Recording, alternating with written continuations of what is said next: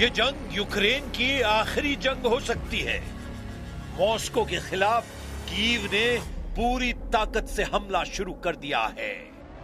Zelensky ने Kremlin तक संदेश पहुंचाने के लिए सीधे मॉस्को पर हमला कर दिया है। सैकड़ों किलोमीटर अंदर घुसकर यूक्रेन की सेना अब मॉस्को में ऑयल रिफाइनरी, एयरबेस और सैन्य ठिकानों को निशाना बना रही है। यूक्रेन ने रूस के खिलाफ डीप स्ट्राइक ड्रोन वॉरफेयर शुरू कर दिया। ज़ेलेंस्की की ड्रोन ब्रिगेड कीव से 1000 किलोमीटर दूर मॉस्को को हिलाकर रख दिया है। इन हमलों के लिए कीव लंबी दूरी लेकिन सस्ते ड्रोन का इस्तेमाल कर रहा है। ज़ेलेंस्की का इरादा साफ है, अब जंग सिर्फ यूक्रेन की जमीन पर नहीं होगी, बल्कि रूस भी सुरक्षित नहीं रहेगा। यूक्रेन के ड्रोन रूस की महंगी एयर डिफेंस और ऊर्जा सप्लाई को चुनौती दे रहा है। 36 घंटे में 1500 ड्रोन अटैक। क्या शुरू हो गया है फाइनल वॉर? मॉस्को से कीव तक आग ही आग। क्या बेकाबू हो गया है रूस यूक्रेन युद्ध? पुतिन बनाम ज़ेलेंस्की, कौन किसके टारगेट पर? मॉस्को पर मौत की बारिश। क्या टूट गया पुतिन का कवच? कीव का पलटवार या तीसरे विश्व युद्ध की आहट? 36 घंटे 1500 ड्रोन। क्या परमाणु मोड़ की तरफ पड़ रहा है युद्ध? रूस यूक्रेन युद्ध का सबसे खतरनाक फेज शुरू हो गया है। Дистанція до цілей цього разу більш ніж 500 кілометрів. Це вагомо ще й тому, що московський регіон найбільш насичений російськими засобами ППО. Вони свій район влади бережуть найбільше. Але українські далекобійні кроки вже це долають.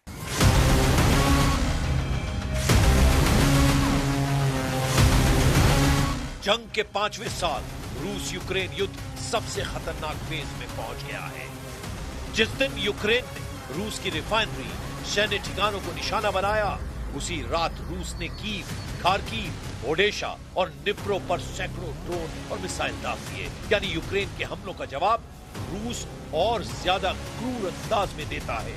और रूस यूक्रेन जंग पूरी तरह से राजधानी बनाम राजधानी में बदल जाती है।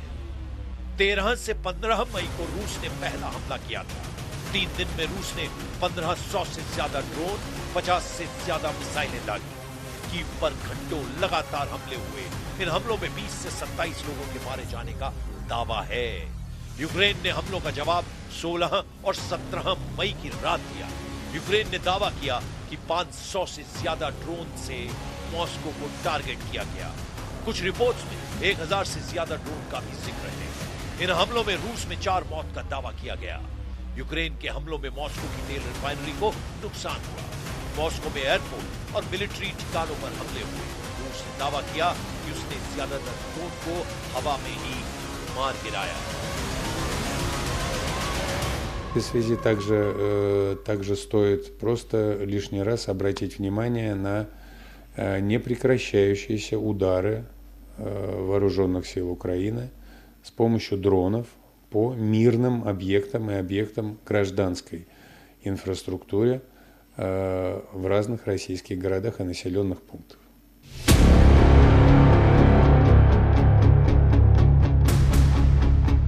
दोनों तरफ से करीब 1500 ड्रोन और मिसाइल हमलों का दावा और नतीजा मॉस्को से लेकर कीव तक दहशत, धमाके और आग। यूक्रेन ने रूस के दिल यानी मॉस्को रीजन पर हमला किया तो रूस ने कीव, ओडेशा, निप्रो और खेरसोन और कई शहरों पर ड्रोन और मिसाइल हमलों से इन शहरों को दहला दिया। पूरा मंजर ऐसा बन गया जैसे आसमान युद्ध का मैदान बन गया हो। जंग में यूक्रेन ने 500 किलोमीटर से ज्यादा रेंज वाले सस्ते स्वॉर्म यानी झुंड में हमला करने वाले ड्रोन का इस्तेमाल किया तो ईरान के अंदाज में शाही ड्रोन से पलटवार किया। रूस ने पलटवार में ड्रोन के साथ मिसाइल का कॉकटेल मिक्स कर कीव को दहलाया। उसने KH-101 और किंजल मिसाइल का इस्तेमाल किया। यूक्रेन ने तेल रिफाइनरी और मिलिट्री जैसे सिलेक्टिव ठिकानों पर अटैक किया तो रूस ने यूक्रेन के ऊर्जा ढांचों और शहर की इमारतों को निशाना बनाया। अब सवाल सिर्फ हमले का नहीं, सवाल यह है कि आखिर यूक्रेन इतना बड़ा रिस्क क्यों ले रहा है? क्या ज़ेलेंस्की समझ चुके हैं कि अगर जंग सिर्फ यूक्रेन की जमीन पर लड़ी गई तो रूस अपनी बड़ी सेना और मिसाइल ताकत के दम पर धीरे धीरे बढ़त बना सकता है? इसलिए यूक्रेन ने जंग की रणनीति बदल दी है। अब ज़ेलेंस्की के टारगेट पर रूस की इकोनॉमी है, रूस का ऑयल नेटवर्क है, रूस की मिसाइल फैक्ट्रियां हैं और सबसे बड़ी बात, रूस के आम लोगों के मन में डर पैदा करना। यूक्रेन का मकसद रूस के लिए जंग को लंबा और महंगा बनाना है। तो क्या जंग में ज़ेलेंस्की की रणनीति काम करने वाली है? क्या यूक्रेन युद्ध में रूस को हाथ पीछे करने से मजबूर कर पाएगा? क्या कभी भी जंग में पुतिन यूक्रेन के सामने सरेंडर करने के बारे में सोच भी सकते हैं? रूस की पूरी युद्ध मशीन तेल और गैस के पैसे से चलती है। अगर रिफाइनरी जलती है, अगर ईंधन सप्लाई रुकती है, अगर एयरबेस असुरक्षित दिखते हैं, तो सिर्फ धमाका नहीं होता बल्कि पूरी वॉर मशीन पर असर पड़ता है। और यूक्रेन का यही मकसद है। ज़ेलेंस्की चाहते हैं कि जब भी सीज फायर पर बात हो तो वो ये कह सके कि पुतिन का मकसद एकदम क्लियर है। वो यूक्रेन की इकोनॉमी पर चोट करना चाहते हैं, यूक्रेन पर साइकोलॉजिकल दबाव बनाना चाहते हैं। फिलहाल ये जंग एक चेन रिएक्शन की तरह है। पहले रूस छोटा हमला करता है, यूक्रेन बड़े हमले से जवाब देता है, तो रूस इससे भी ज्यादा बड़ी ताकत से हमला करता है। यही वजह है कि यूक्रेन अब यूक्रेन की जमीन पर जंग लड़ने की बजाय रूस के आसमान में जंग लड़ रहा है। Як я вчора і казав, росіянам треба думати про свої НПЗ, про свої нафтові об'єкти, про свої підприємства, а не про те, як зламати життя інших народів в Україні, чи в Молдові, чи в будь-якій іншій країні-сусідці. उधर पुतिन भी जंग से पीछे हटते हुए नहीं दिखाई दे रहे हैं। क्रेमलिन हर बार ज़ेलेंस्की के पलटवार का जवाब बड़े हमले से देता है। क्रेमलिन का मानना है कि अगर मॉस्को पर हमले का जवाब और ज्यादा ताकत से नहीं दिया गया तो रूस की सुपर पावर इमेज को बड़ा झटका लग सकता है और जंग में मॉस्को ब्रिगेड की पहली स्ट्रेटेजी भी साफ दिखाई दे रही है।